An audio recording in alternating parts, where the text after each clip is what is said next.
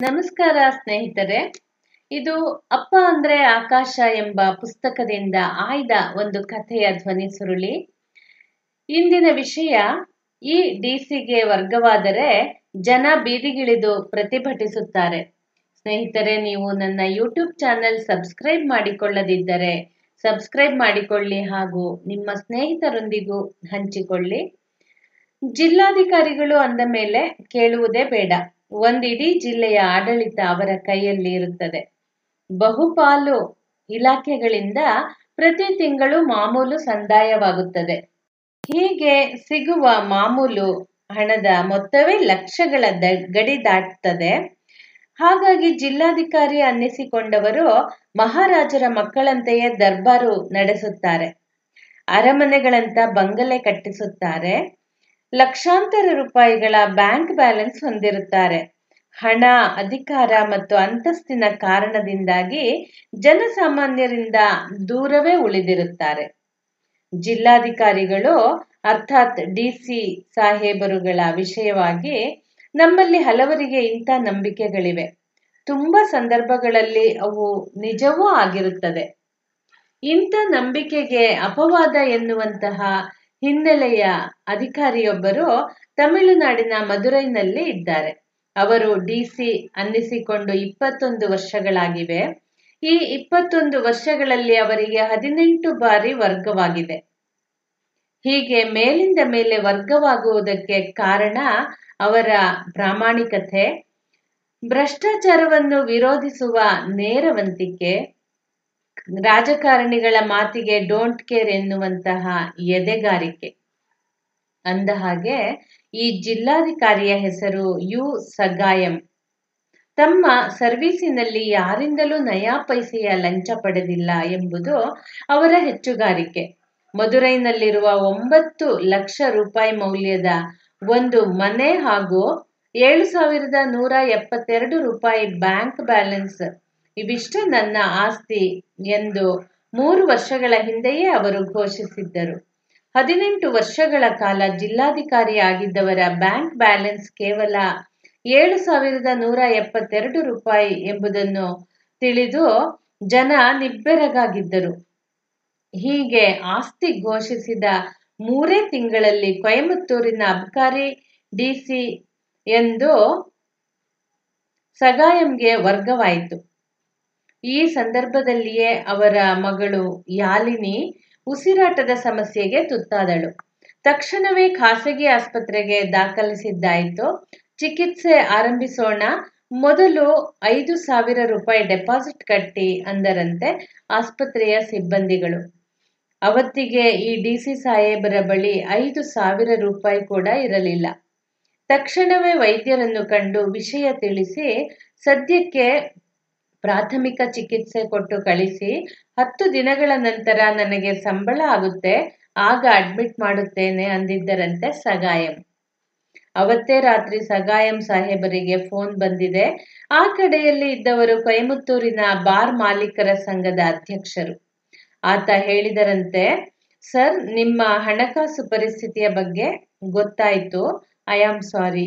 ಏನ್ ಗೊತ್ತಾ ಸರ್, ಕಾನೂನು ಪ್ರಕಾರವೇ ಕೊಯಮತ್ತೂರು ಜಿಲ್ಲೆಯಲ್ಲಿ 650 ವೈನ್ ಶಾಪ್ ತೆರೆಯಲು ಅವಕಾಶವಿದೆ.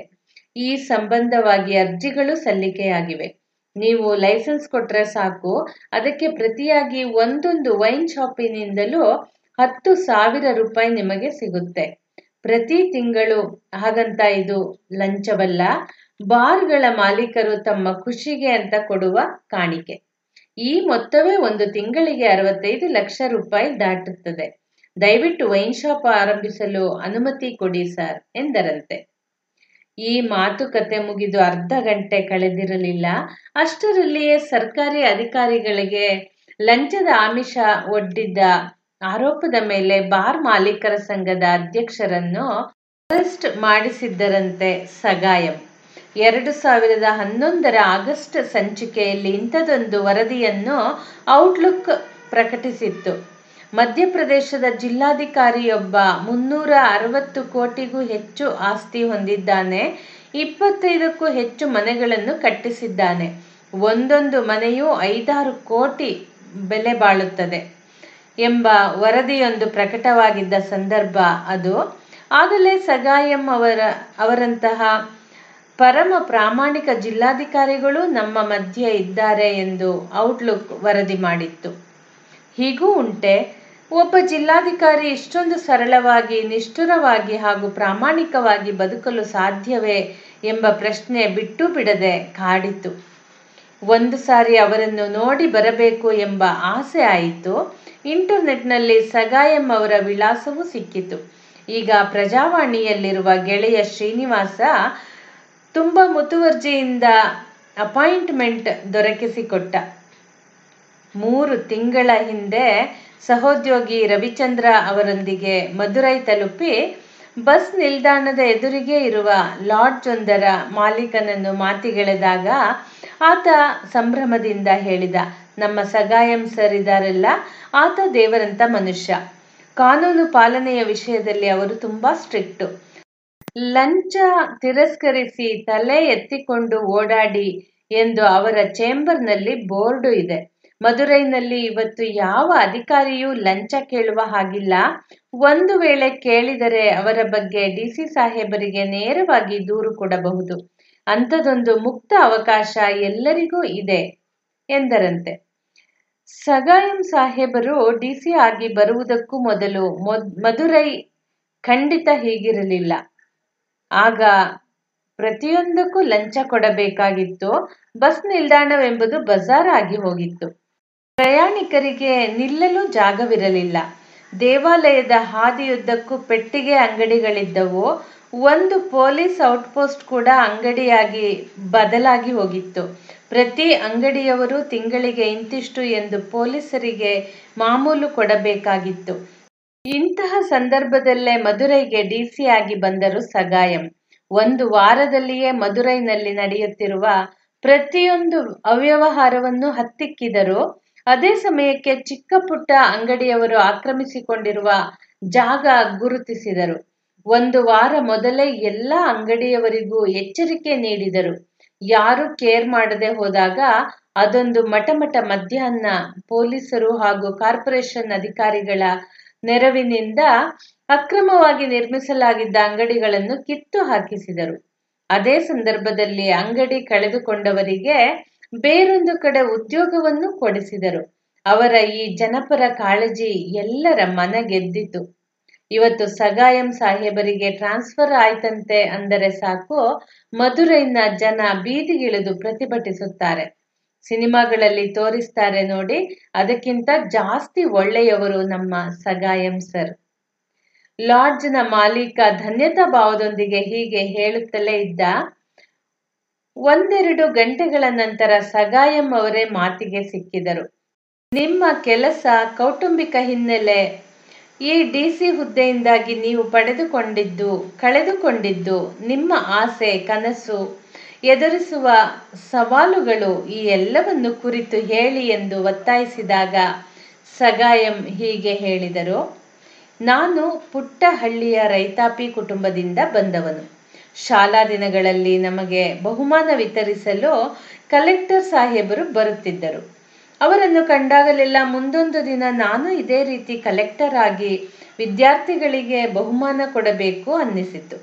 ಬಾಲ್ಯದ ಕನಸು ಈಗ ನನಸಾಗಿದೆ. ಪ್ರಾಮಾಣಿಕತೆ, ನೇರವಂತಿಕೆ, ಕೆಲಸದಲ್ಲಿ ಶ್ರದ್ಧೆ ಹಾಗೂ ನೊಂದವರಿಗೆ ಮಿಡಿಯುವ ಮನಸ್ಸು, ಇದಿಷ್ಟು ನಿನ್ನ ಬದುಕಾಗಲಿ ಎಂದು ಹಾರೈಸಿದಾಕೆ ನನ್ನ ತಾಯಿ.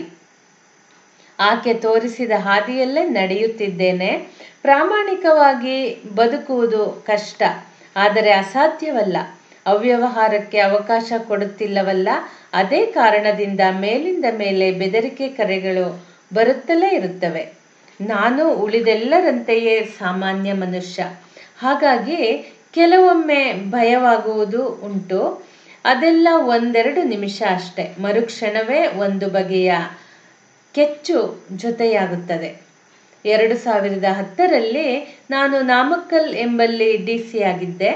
ಆ ಜಿಲ್ಲೆಯಲ್ಲಿ ಗ್ರಾಮ ಸಹಾಯಕರು ಎಂದು ನೇಮಕವಾಗಿದ್ದರಲ್ಲ, ಅವರೆಲ್ಲ ನಗರಗಳಲ್ಲೇ ಉಳಿದುಕೊಂಡಿದ್ದರು. ಹಳ್ಳಿಯ ಜನ ದೂರು ಹೇಳಲು ನಗರಗಳಿಗೆ ಬರಬೇಕಿತ್ತು. ವಿಷಯ ತಿಳಿದಾಕ್ಷಣ ಎಲ್ಲ ಗ್ರಾಮ ಸಹಾಯಕರಿಗೂ ನೋಟಿಸ್ ಜಾರಿ ಮಾಡಿದೆ. ತಕ್ಷಣವೇ ಹಳ್ಳಿಗಳಿಗೆ ತೆರಳಿ ಎಂದು ಸೂಚನೆ ನೀಡಿದೆ. ಒಬ್ಬನೂ ಹೋಗಲಿಲ್ಲ. ತಕ್ಷಣವೇ 12 ಮಂದಿ ಗ್ರಾಮ ಸಹಾಯಕರನ್ನು ಸಸ್ಪೆಂಡ್ ಮಾಡಿದೆ. ಅವರೆಲ್ಲ ರಾಜಕಾರಣಿಗಳ ಮೊರೆ ಹೋದರು. ಪರಿಣಾಮ ನನಗೆ ವರ್ಗವಾಯಿತು. ಈ ಆದೇಶ ಪ್ರಕಟವಾದ ಮರುದಿನವೇ ಜಿಲ್ಲೆಯ ಹಳ್ಳಿಗಳಿಂದ 5,000ಕ್ಕೂ ಹೆಚ್ಚು ಜನ ಬೀದಿಗಿಳಿದರು. ಈ ಜಿಲ್ಲಾಧಿಕಾರಿ ನಮಗೆ ಬೇಕು ಎಂದು ಘೋಷಣೆ ಕೂಗಿ ನನ್ನ ಟ್ರಾನ್ಸ್ಫರ್ ರದ್ದಾಗುವಂತೆ ಮಾಡಿದರು. ಪ್ರಾಮಾಣಿಕವಾಗಿ ಕೆಲಸ ಮಾಡಿದ್ದಕ್ಕೆ ಜನರಿಂದ ಸಿಕ್ಕ ಅತಿ ದೊಡ್ಡ ಪ್ರಶಸ್ತಿ ಇದು. ಹಳ್ಳಿಗಳು ಉದ್ಧಾರವಾದರೆ ದೇಶ ಉದ್ಧಾರ ಆಗುತ್ತೆ ಎಂಬ ಗಾಂಧೀಜಿಯ ಮಾತೇ ನನಗೆ ಆದರ್ಶ. ರೈತರ ಬೆಳೆಗೆ ಮಾರುಕಟ್ಟೆ ಸಿಗಬೇಕು. ಹೈನುಗಾರಿಕೆ ಉತ್ಪನ್ನಗಳಿಂದ ರೈತರು ಹೆಚ್ಚು ಲಾಭ ಕಾಣುವಂತಾಗಬೇಕು ಎಂಬುದು ನನ್ನ ಕನಸು. ಈ ಉದ್ದೇಶದಿಂದಲೇ ರೈತರ ಒಕ್ಕೂಟ ಆರಂಭಿಸಿದೆ.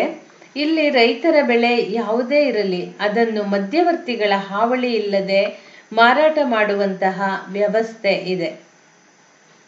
ಇಷ್ಟೆಲ್ಲ ಅನುಕೂಲ ಮಾಡಿಕೊಟ್ಟರೂ ಒಂದಷ್ಟು ತೊಂದರೆಗಳು ಇದ್ದೇ ಇರುತ್ತವೆ. ಇಂಥ ಸಂದರ್ಭದಲ್ಲಿ ರೈತರು ತಮ್ಮ ಹಳ್ಳಿಯಿಂದ ಸಮಸ್ಯೆ ಹೇಳಿಕೊಳ್ಳಲು ಮದುರೈಗೆ ಬರಬೇಕಿತ್ತು. ಆಗೆಲ್ಲ ಊಟ ತಿಂಡಿ ಬಸ್ ಚಾರ್ಜ್ ಹಾಗೂ ಇಡೀ ಒಂದು ದಿನದ ಅಮೂಲ್ಯ ವೇಳೆಯನ್ನು ರೈತರು ಕಳೆದುಕೊಳ್ಳಬೇಕಾಗಿತ್ತು. ಇದನ್ನು ತಪ್ಪಿಸಲೆಂದು ತೊಡುವಾನಂ ಹೆಸರಿನ ಯೋಜನೆ ಒಂದನ್ನು ಜಾರಿಗೆ ತರಲಾಯಿತು.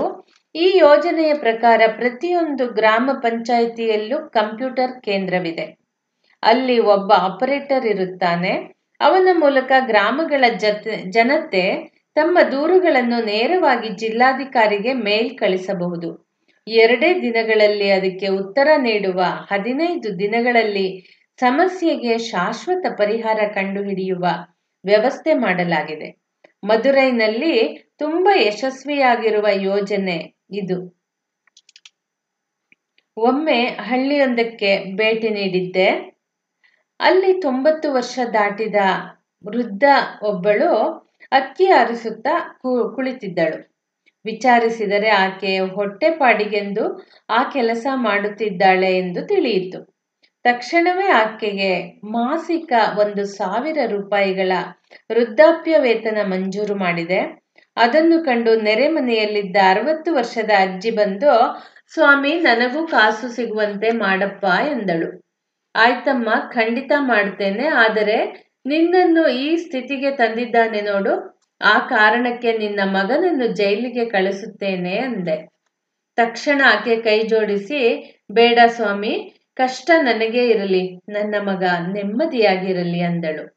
ಆ ತಾಯಿಯ ಮಾತನ್ನೇ ಸ್ವಲ್ಪ ಬದಲಿಸಿ, ಕಷ್ಟಗಳು ನನ್ನ ಪಾಲಿಗೆ ಬರಲಿ, ನೆಮ್ಮದಿ ಎಂಬುದು ನನ್ನ ಜಿಲ್ಲೆಯ ಎಲ್ಲ ಜನರಿಗೂ ಸಿಗಲಿ ಎಂದು ಹೇಳಲು ಇಷ್ಟಪಡುತ್ತೇನೆ ಎಂದರು ಸಗಾಯಂ.